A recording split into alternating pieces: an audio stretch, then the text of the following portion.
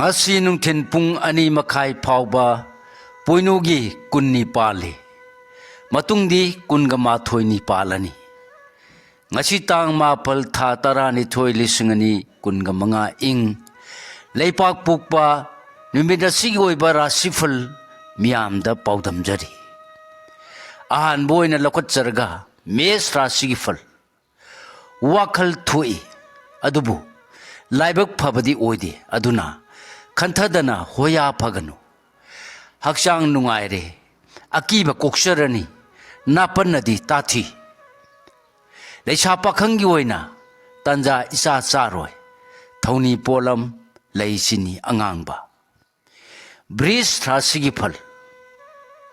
Ngasi su wakal legani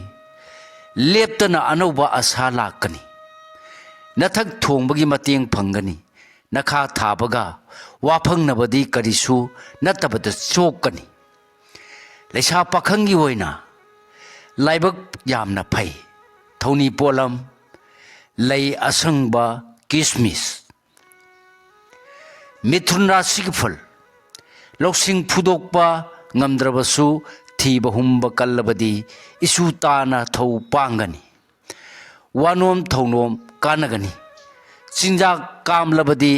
Fataba tauningani Leisha pakhangi oina Ningba mapa saroi Thoni polam Lei higo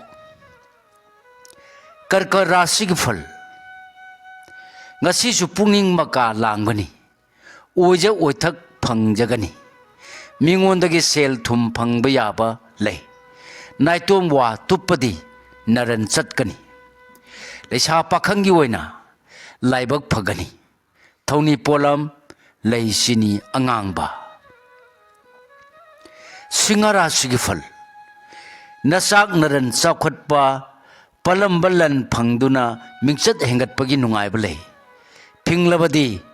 Ita na sokpa yaba Kaina bala laygani Leisha pakhangi oina Thagat pigani Thoni polam Leisini angangba Kanyara sigifal Yengnabana ayetpa pirakpana imung manungda phau ingdaba yai Thijinba kallu Poram khangbana ningthina thau pangani Marupti tangani Leisha pakhangi oina Ningjaba thungani Thoni polam Lei higok Tullara sigifal Ningbadumak pangba yagani Landaba amadi asumbana angambabu khudum changani Nasak naran sakhutkani Anamta tanganu naran mangloi Leisha pakhangi oina Mai pakani Thoni polam Lei angangba Brisikra sigifal Imung manungta natana Miyamna yamna thagatpi amadi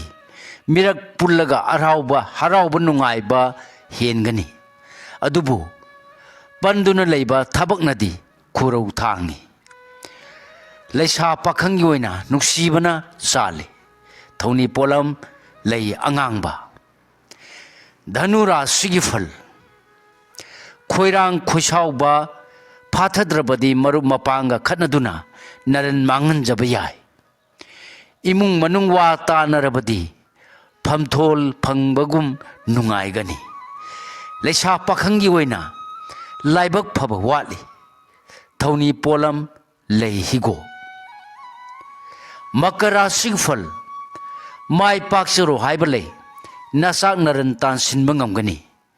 Nangnabana su Tengbang bigani Khurau thanglamba pharani Akaw banadi Tati Leisha pakhangi oina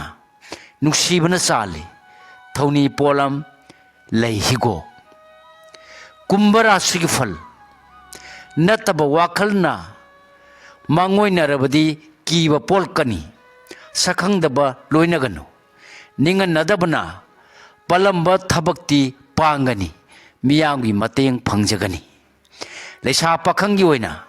Mari hanagum pai Thoni polam Lei higo Aroi boina Minnara sigifal Yengnababu Laithokanu nathak thongbada lana pauthoi khudaki naitom warep logunu thauna handrabadi angambabu laksingani laisa pakhanggi oina pungning phathau thoni polam leisini angangba thoni polam sing asi sana ningjabalaida soidana katpiu mahi soidana phangjagani matang asida lojare mayam da pijaba ngasi oiba rasifal punamakpu amuka hana khurumjari.